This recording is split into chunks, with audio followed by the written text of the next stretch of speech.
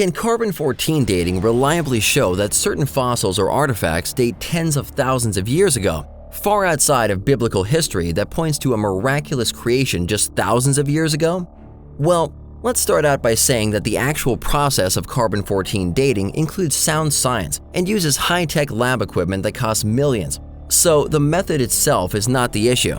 It's the assumptions that are made when the raw isotope ratio gets converted to calendar years that carbon dating becomes unreliable and inaccurate, especially when dating really old items.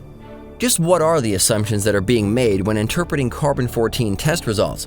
Actually, there's quite a few. Let's look quickly at just 8 of them. Forest fires, which pump a huge amount of carbon into the atmosphere.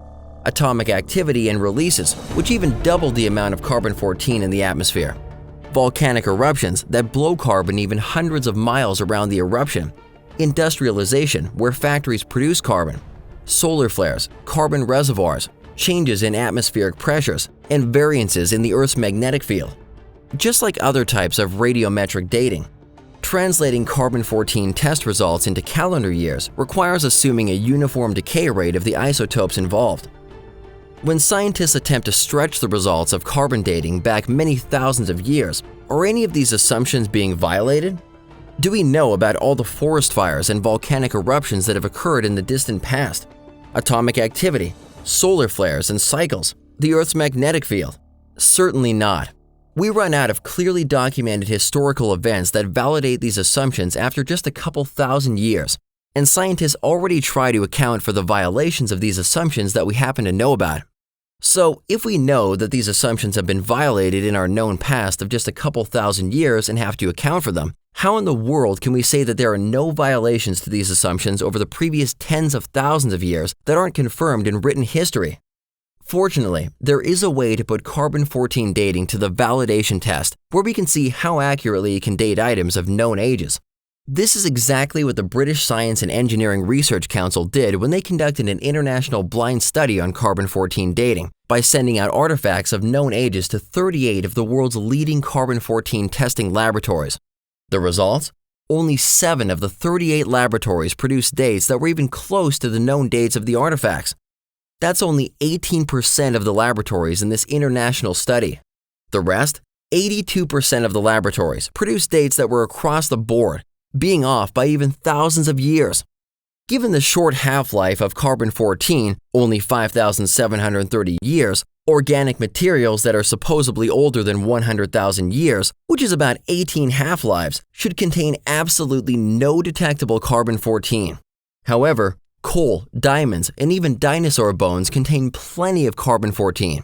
These coal samples carbon date to be between 40 and 60,000 years, but they are sandwiched between geological layers that are supposedly 34 to 318 million years old. So, which age are we supposed to believe? Maybe they are all wrong.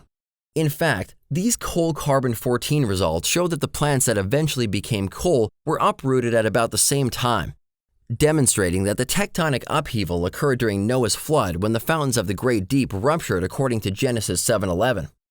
Carbon-14 is also found in diamonds, which supposedly take millions and millions of years to form. Diamond is the hardest naturally occurring substance known, so it should be very resistant to contamination. Yet they are repeatedly found with measurable levels of carbon-14 in them.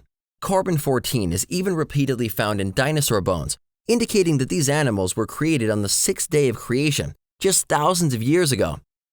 Between 1984 and 1998 alone, the scientific literature reported carbon-14 in 70 samples that came from fossils, coal, oil, natural gas, and marble representing the fossil-bearing portion of the geologic record, supposedly spanning more than 500 million years, all containing radiocarbon that shouldn't be there if the Earth is really billions of years old. Does carbon-14 dating really provide a dependable way to build a worldview about the history of the Earth? Trusting in carbon-14 dating, like any form of radiometric dating, requires faith. All forms of radiometric dating depend on assumptions about the starting levels of the parent and daughter elements, the decay rate, and the consistency of the environment where the item was located. These assumptions can never be proven because we can't go back in time to validate them. And wouldn't you rather trust the only one who was here when the Earth was formed, and the written account he gave us describing how he created it and when? Are you a Christian student being bombarded with evolution teaching in public school? Looking for answers about what the Bible teaches about creation, the fossil record, dinosaurs? Download the Genesis Apologetics app from the iTunes or Google Play stores for answers to these questions and more.